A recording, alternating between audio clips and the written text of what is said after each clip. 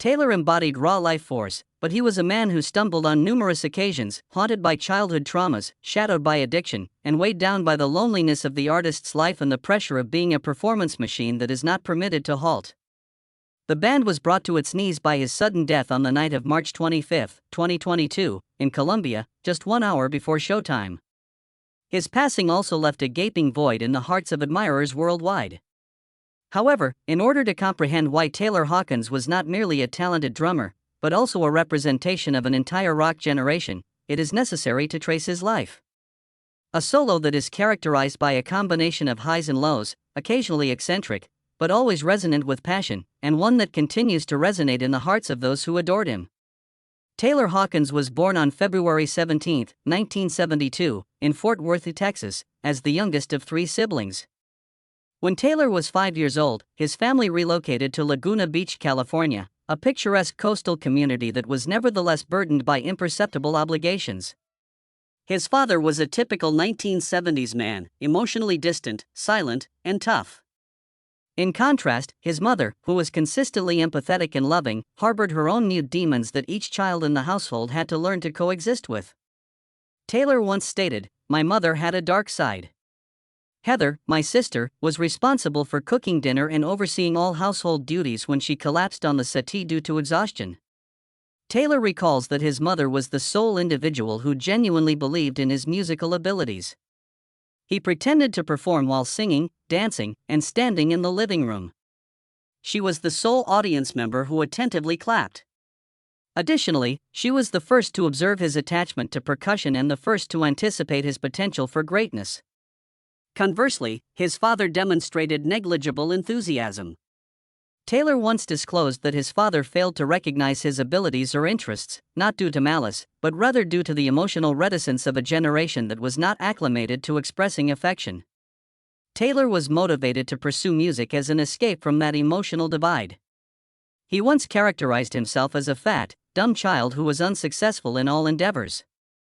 Not socially popular, not athletic, and not academically proficient.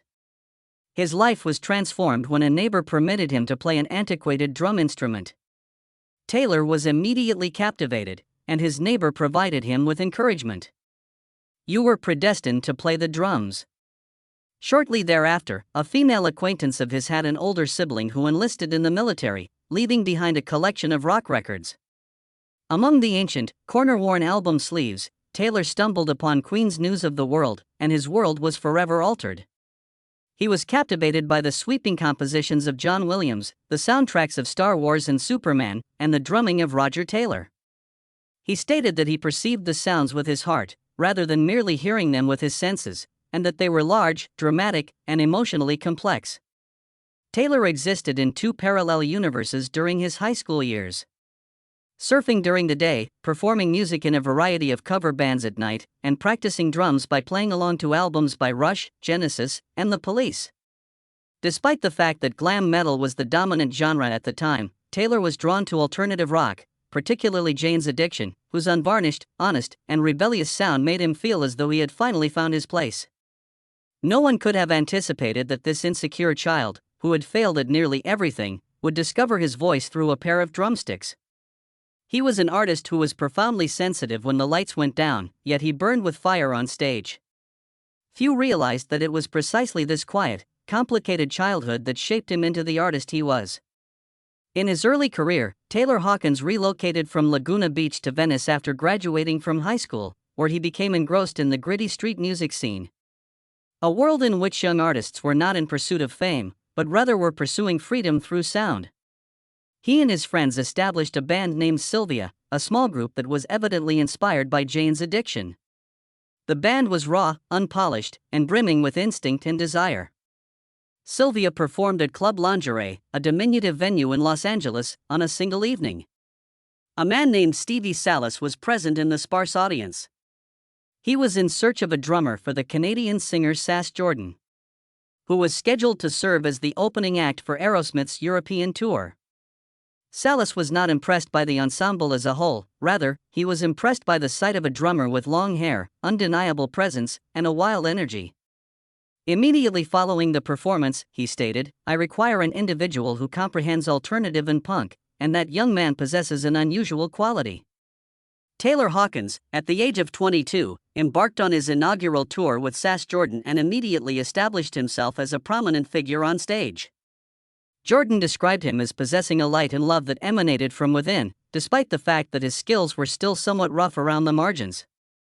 She remembered, "I knew the moment he entered the room. You are drawn to certain individuals like a beam of light down your spine.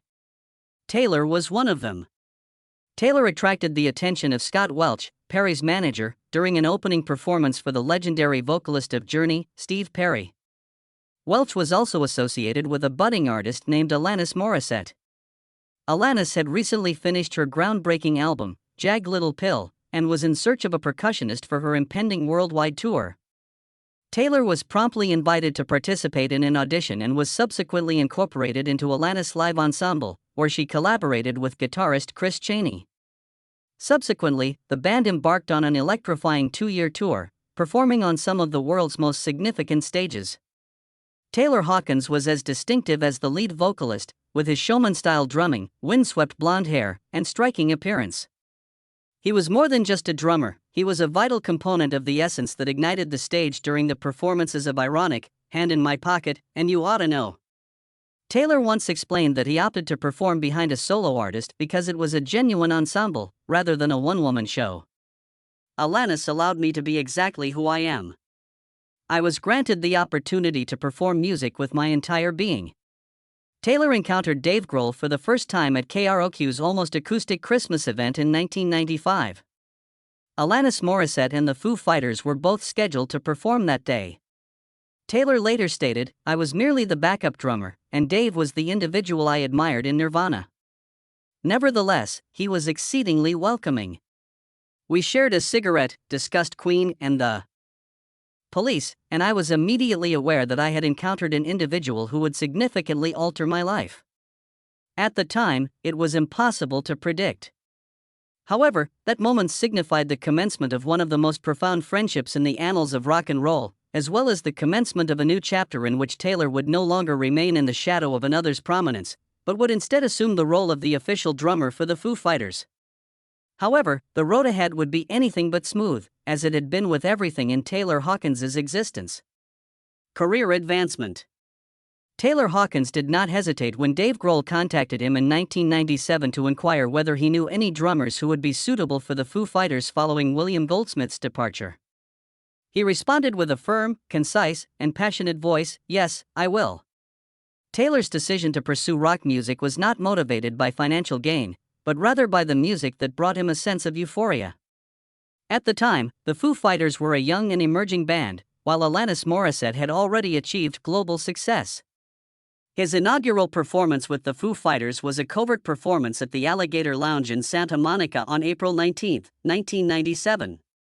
He subsequently embarked on a voyage with the band, accompanying them through every stage of their development, from media skepticism to electrifying stadium performances. The initial album to which Taylor served as the official percussionist was 1999's There Is Nothing Left to Lose. Despite the fact that he only contributed to a portion of the album, he acknowledged that he experienced red light fever and felt anxious in the studio. The sensation of apprehension that occurs when the studio recording light is activated. However, this marked the commencement of a potent dynamic with Grohl. Dave, who served as Nirvana's drummer, pinpointed precisely what he required in a drummer. Taylor, who had been a fan of Grohl since his youth, invigorated the band. Foo Fighters were experiencing significant success by the early 2000s. Following a near-breakup intense recording sessions, the album One by One, released in 2002, marked a revival with successes such as All My Life and Times Like These. Taylor's musical talents extended beyond drumming. He co-wrote, arranged, and contributed to the development of a sound that was both precise and feral, combining arena rock force with unwavering authenticity.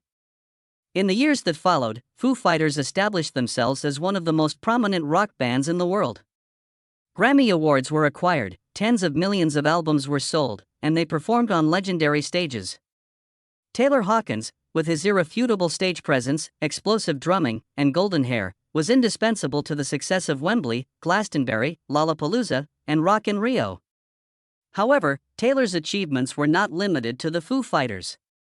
In 2006, he established Taylor Hawkins and the Coattail Riders, which entailed him writing his own compositions, playing guitar, and singing lead.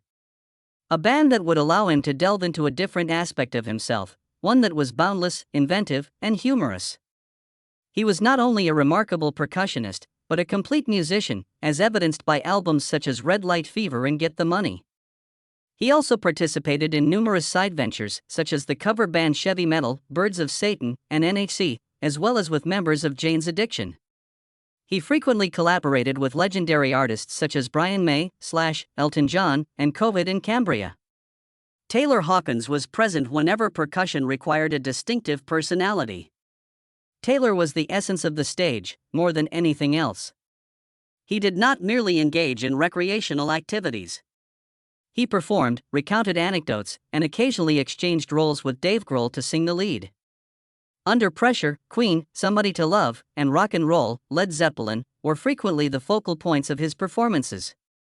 Taylor contributed to every significant album released by Foo Fighters during his nearly 25-year tenure, including In Your Honor, Concrete and Gold, and Medicine at Midnight, 2021. He once described the latter as exhilarating, strange, and experimental. Despite his ascension to the status of one of the most celebrated drummers in the world, Taylor Hawkins maintained his garage band ethos. Free, untamed, and perpetually innovating. Drumming was not a profession for him. It was the sole method by which he could be authentically himself. Every concert, every beat, every laugh became a part of a musical legacy that can never be replaced because he lived that way, fully and fiercely. He was not merely the percussionist who maintained the band's rhythm. For nearly 3 decades, he was the one who sustained the passion of his followers. Struggles and addiction. Taylor Hawkins once jokingly stated that he would likely be transporting pizzas if he were not the drummer for Foo Fighters. It was not merely modesty that was revealed by that half-joking remark, it also disclosed a truth. He never perceived himself as an untouchable rock icon. Taylor consistently maintained the impression that he was in pursuit of something, whether it be fame, passion, or the sensation of being unencumbered. Additionally, there were instances in which he exceeded his own limitations due to his incessant jogging. The band's touring schedule became relentless as Foo Fighters began to ascend in the late 1990s. One tour after another, planes, hotels, stages, noise, and the pressure to maintain rock vitality night after night. Dave Grohl was accustomed to the radiance and tragedy of Nirvana, having experienced it firsthand. However, this tempo was a shock to the system for Taylor, who had recently transitioned from being Alanis Morissette's backup drummer to a full-time member of a rising global band. After a night of revelry in the United Kingdom, Taylor consumed an excessive amount of heroin immediately following a performance at the V Festival in 2001. The precise circumstances surrounding his death are unknown. However, it is certain that he was no longer conscious by the following morning. Doctors verified that he was in a profound coma. The memory continues to haunt those who were close to him, much like a nightmare. Dave Grohl, a friend, bandmate, and leader, sat by his hospital bed, awaiting his turn. It appeared as though history was being reenacted for a brief period. Kurt Cobain had already been lost to him. It appeared that he might lose another brother at this time. However, Taylor awoke, and for the first time, he began to confront himself. He was not immediately transformed into a different person. He later acknowledged, "I enjoyed using drugs, however, I lost control. The myth of live fast, die young was a belief of mine, and I nearly achieved it." Recovery occurred gradually, one step at a time. He ceased smoking, began exercising, and developed an obsession with mountain biking, a new form of addiction that was healthier but still revealed his incessant need to satisfy a void. He prioritized his health, prioritized his family, and endeavored to maintain a more harmonious lifestyle. However, for an artist who was constantly running to the rhythm, an excessive amount of stillness could also induce restlessness. Taylor's concerns regarding his physical capabilities escalated during his 40s. He admitted to experiencing stage anxiety, which was not caused by the lights, but rather by his own body. He informed Rolling Stone that he was no longer 25 years old. "Every time I take the stage, I am required to maintain a pace with individuals who are 20 years my junior. This is akin to engaging in a battle with your own age." Those in his vicinity began to observe changes from 2018 onward. Taylor's longtime drum tech, Yeti, recalled a time when he was unable to sleep, lost a substantial amount of weight, and appeared utterly depleted. His eating habits were inconsistent, his physical activity was minimal, and his level of anxiety was consistently elevated. Although he refrained from expressing his dissatisfaction publicly, the modifications were evident in subtle ways. Sunken eyes, a slower voice, and occasionally, a moment of stillness between the laughter. In late 2021, Foo Fighters resumed their touring activities following the COVID-19 pandemic, with an itinerary that was jam-packed. Taylor collapsed during a flight and necessitated intravenous fluids to regain consciousness. Chad Smith, percussionist of Red Hot Chili Peppers, stated that Taylor's absence from the Abu Dhabi concert was the moment at which he was compelled to confront the ultimate boundary: his well-being. Taylor had a private conversation with Dave Grohl and the band's management shortly thereafter, according to close associates, in which he requested a more relaxed tour schedule. He stated, "I am unable to maintain this pace any longer. It is imperative that we resolve an issue." However, the Foo Fighters camp declined to satisfy any formal request. Everyone either maintained silence or asserted that it was merely a personal reflection, rather than an official inquiry. It is crucial to note that Taylor persevered in spite of his fatigue. In early 2022, he excitedly told Yeti, "I've hired a trainer, I'm working hard, I've gained 15 pounds, I'm finally doing it right." Those closest to him believed Taylor truly wanted to get back on track, to stay healthy, to restore balance. But sometimes, recovery arrives slower than the body allows, and Taylor Hawkins, though he had walked through the darkness, still carried scars not visible to the eye but never erased. Even amid the thunder of his drums, he was an artist who lived with heartbreaking honesty. And like so many in that world, the price of truth is often the hardest to predict. Personal life: Taylor Hawkins was never the kind of artist who put his private life on display. He wasn't caught in romantic scandals, didn't cross over into media circuits, and rarely shared personal stories on talk shows. But to those who knew him well, Taylor was a deeply affectionate man, fiercely loyal to his family, and someone who lived with a simplicity that seemed almost surprising given the spotlight he had stepped into. In 2005, during a peak in his career with Foo Fighters, Taylor married Allison, the woman who stood by his side for more than 17 years. They weren't a red carpet couple, but in every chapter of his journey, from the stage to behind the scenes, Allison was there. Together, they had 3 children, including their daughter Annabelle, who directly inspired the song Middle Child, featured on Taylor's solo album, Get the Money. In it, he explored some of the most intimate facets of being a suburban dad.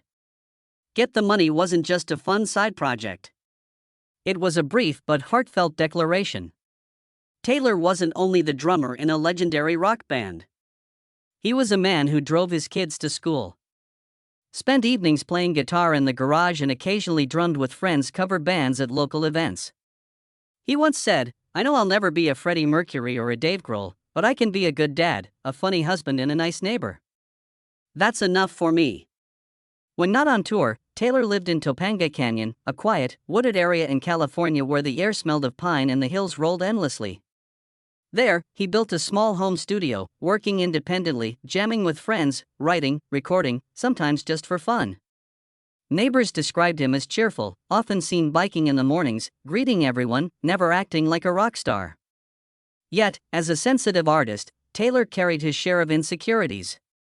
In one rare interview, he confessed to feeling overwhelmed by his role. "But a lot of times I just want to go home, sit with my daughter and watch cartoons." Taylor loved his wife, his kids, and his fans in his own discreet manner. He was renowned for his unwavering commitment to autograph signing, his refusal to decline a photograph, and, most significantly, his refusal to underestimate the affection of his fans. Emma Sophia, a 9-year-old girl, brought her toy drum kit outside his hotel and performed for her idol, becoming a now famous story prior to his departure. Taylor did not merely descend to capture a photograph, rather, he engaged in conversation with her, offered her encouragement, and bestowed upon her what was widely regarded as the most empathetic smile of the day.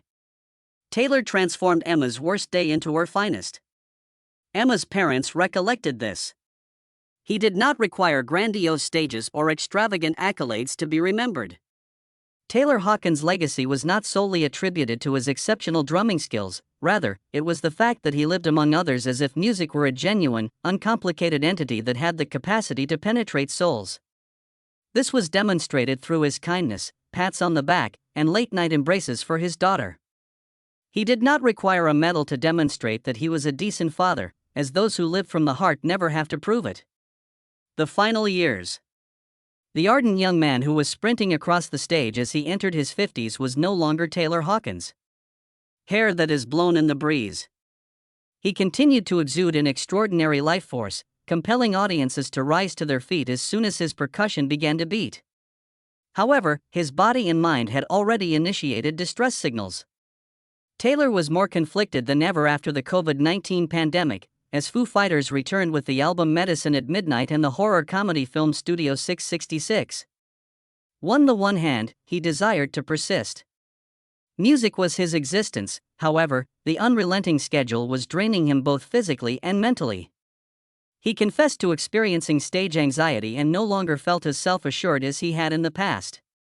"I am no longer the 25-year-old individual. I am merely attempting to endure each performance, as it appears to be a race."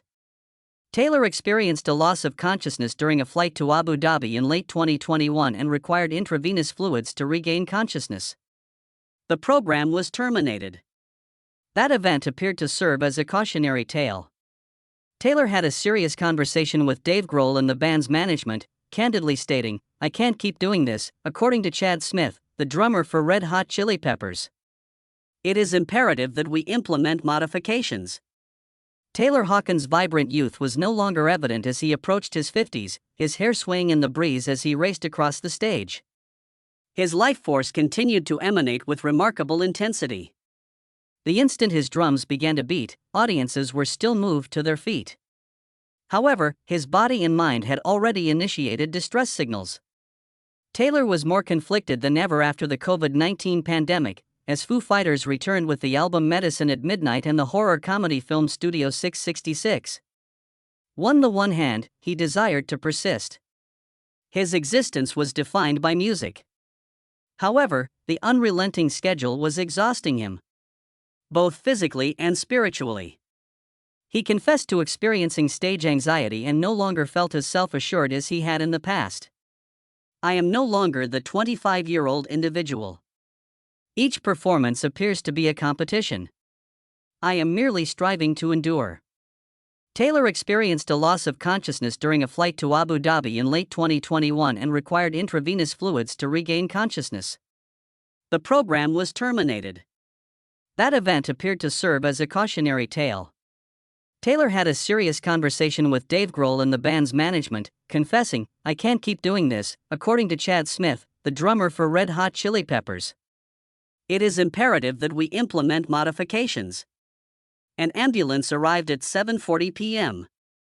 Paramedics attempted cardiopulmonary resuscitation, CPR, however, Taylor Hawkins had already departed.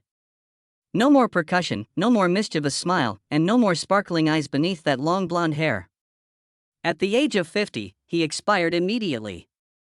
At 9:59 p.m., the ensemble disclosed the distressing information.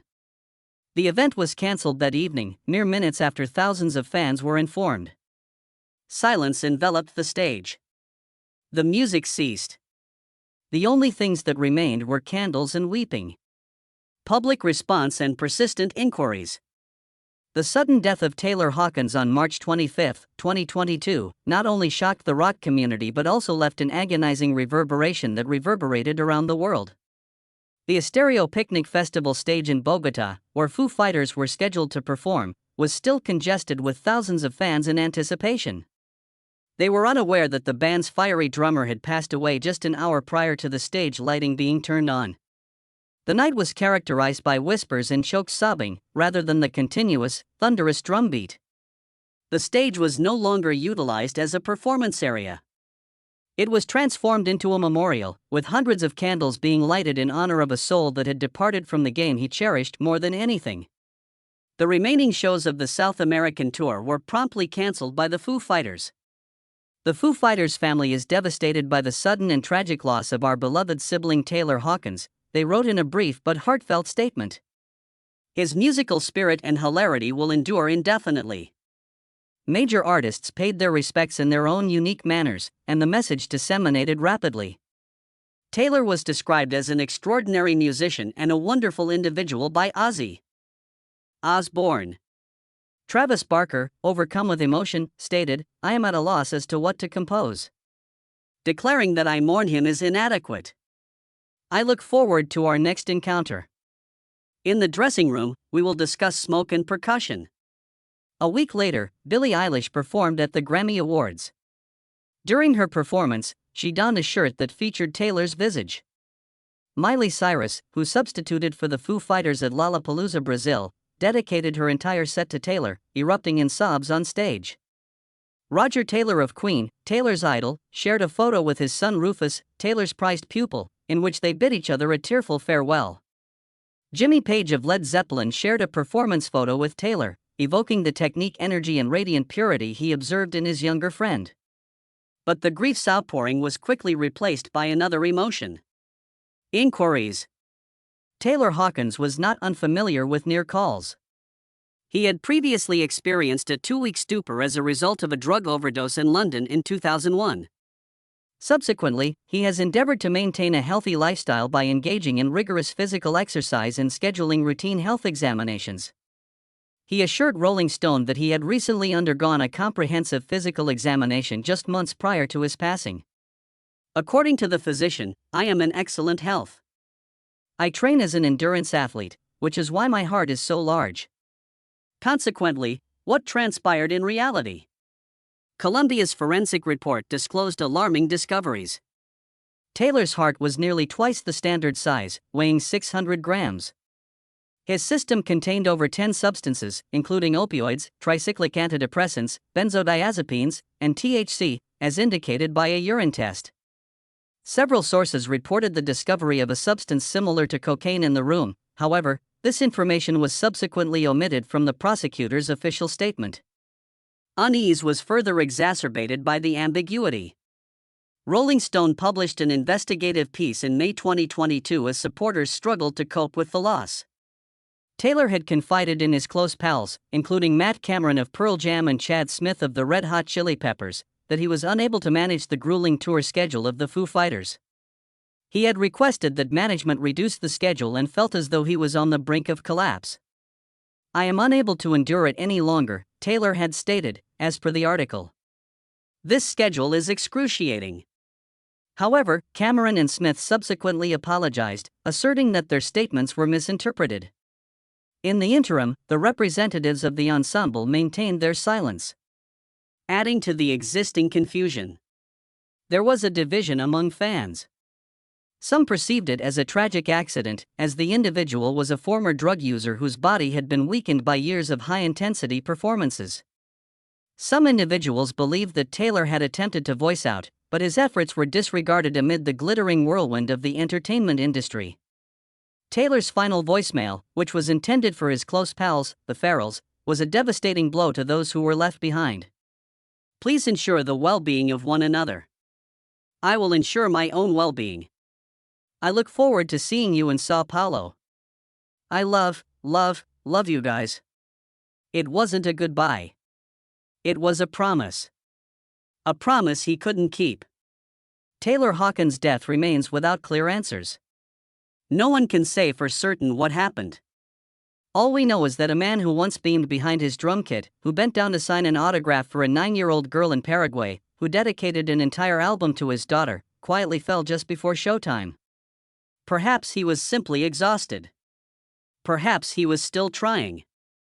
And perhaps in his final moments he still believed the show would go on. And that perhaps is the true tragedy. Legacy and impact. Taylor Hawkins was never the kind of person who sought titles.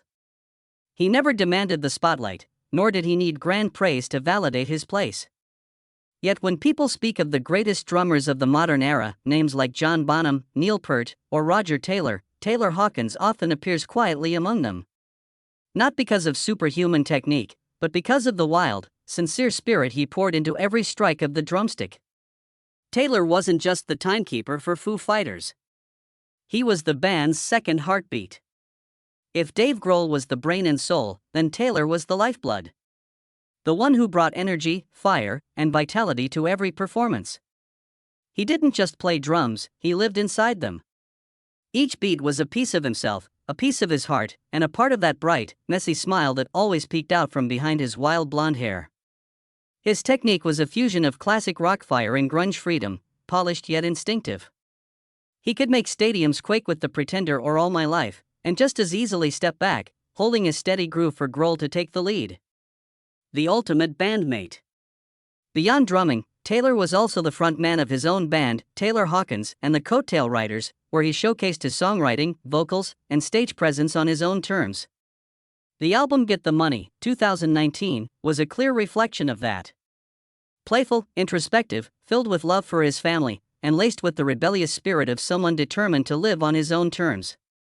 He also performed with Alanis Morissette and appeared as a guest on projects by Slash, Brian May and Elton John, a trusted collaborator in the global rock scene.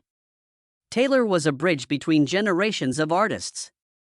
He revered legends like Roger Taylor and Jimmy Page and became a role model to younger stars like Billie Eilish, Miley Cyrus, and countless young drummers who once stood in awe watching him perform. After his passing, many didn't just remember him as a musician, but as a mentor, a friend to all, always willing to talk, share, and encourage. But perhaps the greatest legacy Taylor Hawkins left behind wasn't found in charts or records. It was in how he inspired others to live fully and authentically. He was once the fat, dumb kid nobody liked who believed he would never amount to anything. Until he picked up a pair of drumsticks and found what made him come alive. He lived fast, lived honestly, loved his kids so deeply he wrote an album for them, hugged young fans like family, and stepped outside just to take photos with a few people drumming on the sidewalk. Taylor didn't build monuments, but he left real footprints in the hearts of those who heard him play, saw his smile on stage, and mourned when he was suddenly gone. And like a drum solo, brief, maybe cut short, but played with every ounce of soul, it stays in the listener's heart forever. That's the kind of legacy Taylor Hawkins created. Taylor Hawkins didn't fade away like a star losing its light. He departed like the final thunderous strike in a rock song that ended too soon. He once said, "I don't want to preach about not doing drugs because I loved them, but I lost control and it almost killed me." It was a confession without filters, without polish, a rare kind of courage, especially in a world where fame often demands a clean image. Taylor lived truthfully. He loved music like a child, loved his family like a devoted father, loved his fans like old friends reunited. And he left this world the same way he lived, without warning, without spectacle, but leaving behind a void no one could ever fill. Over 2 decades with Foo Fighters, deeply personal solo albums, explosive drum solos, tender voice messages to friends, all of it has now become memory. But not a sad memory. Rather, a reminder that some people don't need a full century to be remembered forever. If you've ever found yourself drumming along unconsciously to a Foo Fighters track, laughed watching Taylor hug his drum kit like a kid hugging a teddy bear, or felt a lump in your throat seeing his eyes during those final days, then maybe, in some way, you understand why Taylor Hawkins wasn't just a drummer. He was the heartbeat of an entire era. Share your favorite musical memory of Taylor Hawkins in the comments. And if you believe artists like him deserve to be remembered forever, like, subscribe, and ring the bell to keep these stories alive.